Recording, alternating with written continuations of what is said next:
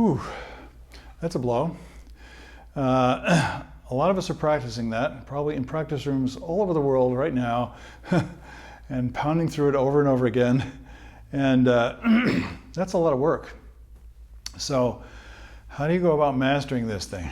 Well, what I do is I say, okay, what's keeping me from being able to play it the way I would like? And what does that mean, the way I would like? Well, I want it to sound a certain way. I want the quality of sound to be a certain way. I want the intervals to be in the right place.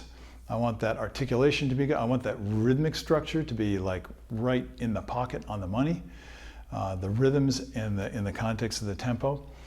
You know, that covers a lot of it right there. And then we get into the musical stuff where these things are just tossed off, and there are there's certain inflections, you know, that need to take place in order to give it its musical energy.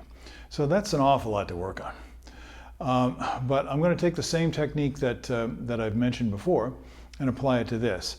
I'm going to play through the interval relationships smoothly as a slur and out of tempo in such a way that I can feel where I'm staying in the center of the note and where I'm not.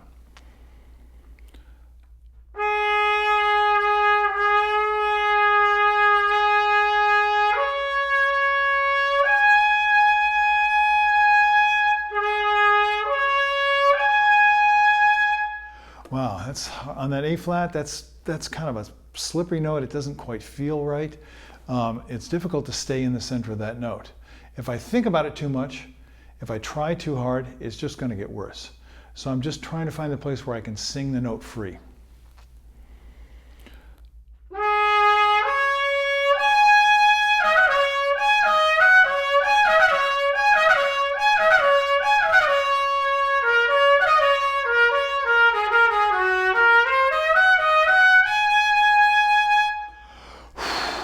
Now, in order to do that, you really have to be supporting that flow of the air.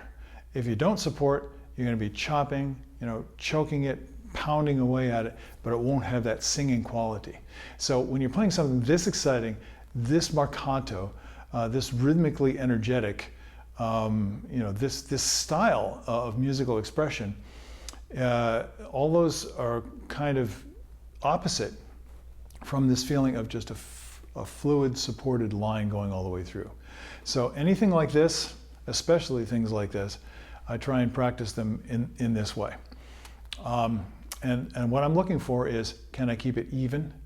Can I keep the vibration of the lips free all the way through, no matter what? Well, later on you get some agility things, right?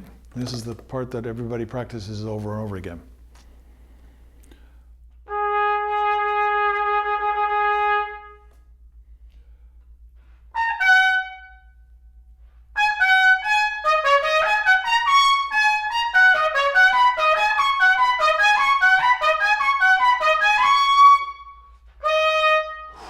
Now, for a lot of players, this isn't going to be practical to do, but what I like to do is sustain. And as I mentioned before, I'm sustaining so I can get a feeling of where I am physically in terms of my control, in terms of balance, and also where the sound is. And this is a difficult register.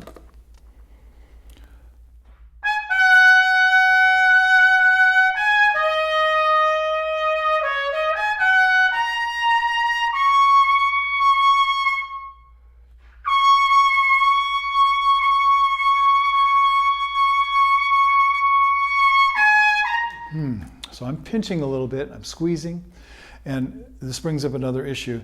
You can play these notes with different alternate fingerings. The higher you go, the more alternate fingering combinations you may have available to you. And so you may find out that the D flat on the top works better 1 and 2, or it might work better with second valve. Those would be the two obvious choices for that note. And you're looking for whatever's the best response, best pitch, most consistent, you know, evenness of sound. Now that's picky. First, you have to be able to actually just sustain the note. Forget about the pitch. Just can you sustain the note comfortably?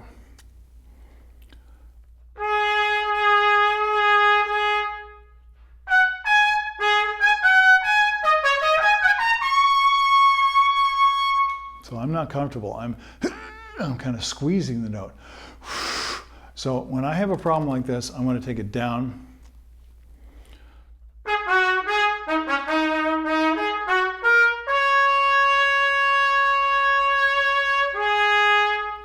And practice it until I can relax playing it in the lower octave. Because when you play it over and over again in the upper octave, you build up more and more tension. You're basically teaching your body this is the way it feels. And you want it to feel nice and open, not clenched and squeezed. So take it down an octave. As a matter of fact, if anybody has to play the Brandenburg Concerto No. 2, a great way to practice that is, assuming you're planning to play it on B-flat piccolo trumpet, play it on your regular B-flat trumpet, the octave lower.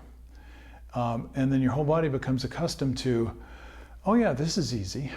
And then when you go back and forth to the piccolo trumpet, you can bring that sensation of playing in the lower octave with you. That's a really good way to go ahead and practice this.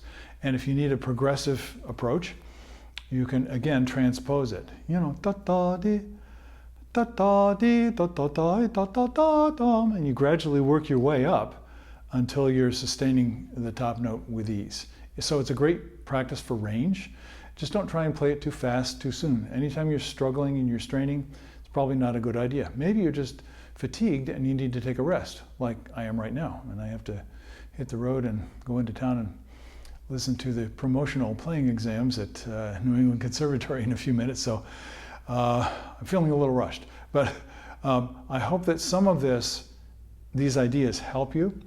I'm not confident that my demonstration helped you very much, but I hope if you apply some of the ideas that you can make progress in your playing, and that's what really counts. Okay, go and get some good work done, and I'll see you later on. Bye-bye.